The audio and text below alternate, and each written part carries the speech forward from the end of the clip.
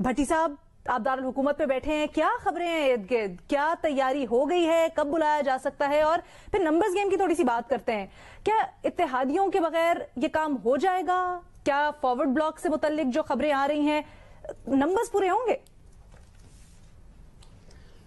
Madam شیخ، پہلی بات تو یہ ہے کہ آپ نے جتنی مرتبہ مجھے کہا ہے کہ میں دارالحکومت میں بیٹھا ہوں، اب میرا دل کر رہا ہے کہ دارالحکومت سے شفٹ ہو جاؤں. اچھا، کوئی کراچی چلا جاؤں، لاہور چلا جاؤں، یا شیخو پورے، یا چیچوں کی ملیاں، یا پتوں کی، یا مرید کے، یا پنڈی پٹیاں چلا جاؤں. آخر بس آپ نے تو یہ میرے لیے بنا دیا ہے کہ آپ دارالحکومت میں بیٹھے. سر آپ تو خبروں کے درمیان میں بیٹھے ہیں، آپ سے تو ہم جاننا چاہ رہے ہیں وہاں کا ماحول کیا ہے، کیا ہو رہا ہے؟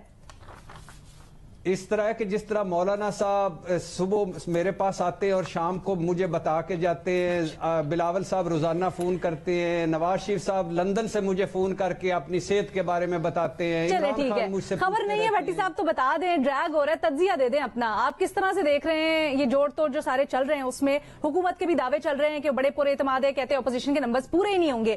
رانا صلی اللہ علیہ کل رات کہہ دیا ہے کہ جی نمبرز پورے ہی نہیں بلکہ 7 اوپر بھی ہیں. کیا ہوگا؟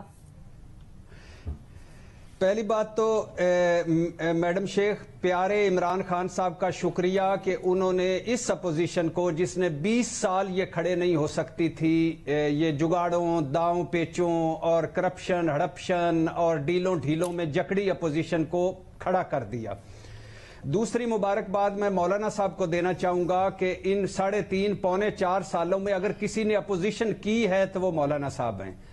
اتنی ہار، اتنی شکستوں، اتنے چیٹنگ کے ان سے جو ہوئی، اتنے ان سے جو دھوکے ہوئے، اس کے باوجود وہ ڈٹے رہے اور اس مقام تک انہوں نے سارا کچھ پہنچایا. گو کہ ان کے بقول ان کے کہ وہ دعائے خیر کر کے جو لانگ مارچ کے بعد اٹھے تھے، لیکن اس کو بھول بھی جائیں دعائے خیر کو، تو مولانا صاحب نے واقعی اپوزیشن کی. تیسری بات یہ میڈم شیخ کہ اللہ کرے کہ طریقے عدم اعتماد اور لانگ مارچ کے بعد مجھے یقین ہے کہ اپوزیشن کے بعد بہت دھانسو قسم کا پلان ہے اور ہمارے سارے مسائل حل ہو جائیں گے. اب آ جائیں اس بات پہ. مظہر صاحب کی بات کو شروع کرتا ہوں کہ یہ سیاست میں مصر کا بازار لگا ہوا ہے اور ان ساروں کی بعد میں مورتیاں بنا کر رکھیے گا. اب اتحادی تو ساتھ ہیں ابھی تک، اس وقت اس گھڑی تک کاف لیگ بھی ساتھ ہے، باپ بھی ساتھ ہے، جی ڈی اے بھی ساتھ ہے اور ایم کیو ایم بھی ساتھ ہے حکومت کے. اور اس وقت اس گھڑی تک کوئی نمبر پورے نہیں ہوئے اپوزیشن کے، اور بلکہ سنا جا رہا ہے کہ اپوزیشن کی 3 پارٹیاں جو نکلی ہوئی تھیں، انہوں نے جب لسٹیں شیئر کی آپس میں تو ان میں زیادہ تر نام ایک جیسے ہی نکلے. ان کو بھی انہوں نے وہی کہا ہوا تھا، ان کو بھی انہوں نے وہی کہا تھا، ان کو بھی انہوں نے وہی کہا ہوا تھا. اب چوتھی بات یہ ہے کہ اگر اتحادی عمران خان کے صاحب کے ساتھ ہیں اور اگر عمران خان کی اکثریت میں ہیں تو پھر اپوزیشن کیا کرے گی؟ تحریک انصاف کو توڑے گی. وہ اپوزیشن جو کہتے تھے کہ ہم یہ ہارس ٹریڈنگ، یہ خرید و فروخت، یہ منڈیاں ختم کر چکے ہیں، وہ اپوزیشن جو کہتی تھی کہ ہم بالکل بھی اس حق میں نہیں ہے کہ یہ تو اپوزیشن نے کبھی نہیں کہا. یہ تو عمران خان صاحب کہتے کہ یہ میں ختم کروں گا. یہ تو ابھی فواد چودھری صاحب کچھ دنوں پہلے کہہ چکے ہیں کہ ابھی بھی خرید و فروخت کی ہمارے ان کو آفرز آ رہی ہیں.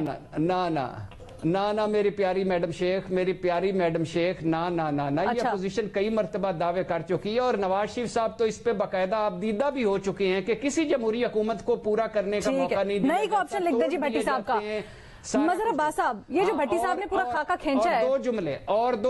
دو جملے میڈم شیخ. تو اس نمبر 1 اس وقت عمران خان صاحب بالکل گھبرائے ہوئے ہیں، ان کو اپنی صفوں پہ اعتبار نہیں ہے. وہ جمع تفریق کر رہے ہیں بیٹھ کے کہ کون جا سکتا ہے، کون نہیں جا سکتا.